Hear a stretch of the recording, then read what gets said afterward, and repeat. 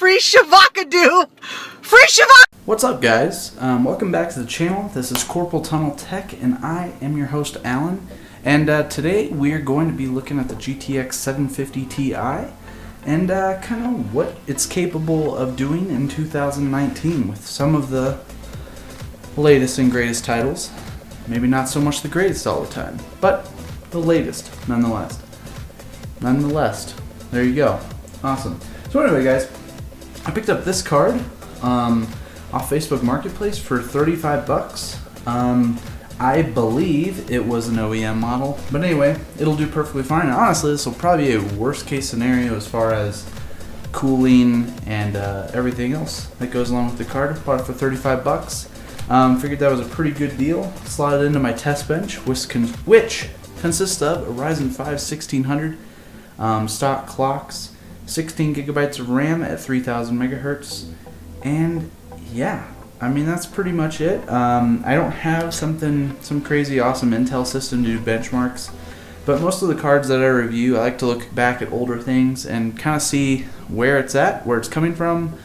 So yeah, I think most of these cards you're probably not going to even be pairing with a Ryzen 5 1600. It'll probably be like a Sandy Bridge, Ivy Bridge, i5, maybe i7. So yeah, guys, let's just hit into the benchmarks, and I'll catch you on the other side.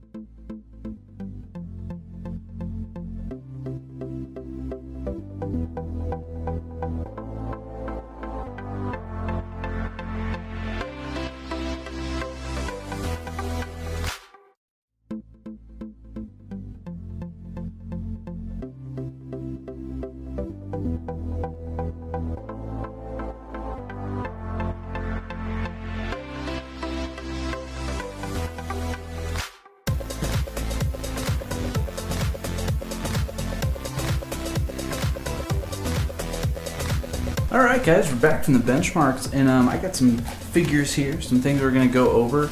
But first I just want to say everything was done at 1080p. Obviously you've already saw that, but I just want to make sure you guys know all the footage that was captured was from that card and my test system running at those settings. I think I recorded footage from all the overclock settings, just so you guys know a little bit more of how it looks. Obviously it sucks because I'm capturing the video, then it's running through my video editing software, getting exported, then uploaded to YouTube. Like, there's some loss. Honestly, it'll probably look a little bit better than what you're seeing on screen, but honestly I was very impressed overall with the experience.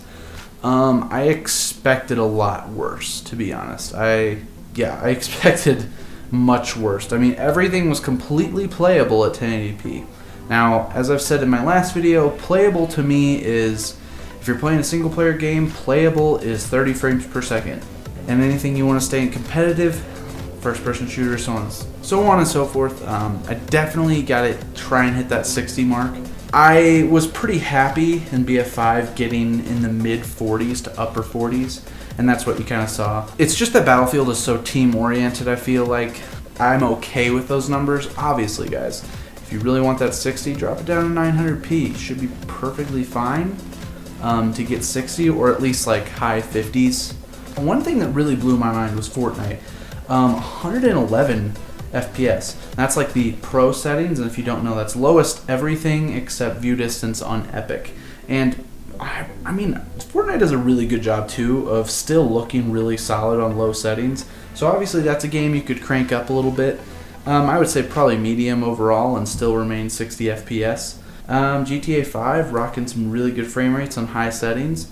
Yeah guys, these numbers are pretty impressive, and the next thing I want to talk about is just price. So on AliExpress right now, I believe you can pretty easily pick them up for 48 bucks shipped to your door, which is an okay price. It's not that great as far as value. So when you get to these products that don't require 6-pin connectors, but they ask more of a premium for them, I bought mine for 35 bucks, and honestly, for $35, it's a perfectly good product, and I mean honestly, it's amazing. I mean, I bought the Gtx 650 off AliExpress for 30 bucks. So 5 bucks more and I get, like, I'm just ballparking here, but I would say probably 30 to 40% faster. That's kind of it for today guys. Everything depends on price. So if you can get one for 40 bucks, then I would say that's a pretty decent price, but I really wouldn't pay much over that because you can get a GTX 950 on AliExpress shipped to your door for about $55-ish. And that requires one 6-pin, and that is much better than 750 Ti. So anyway guys, that about wraps it up for this video. Hopefully you enjoyed. Please subscribe, like the video if you liked it, and we'll have another video for you guys next week. Thanks for watching. Bye.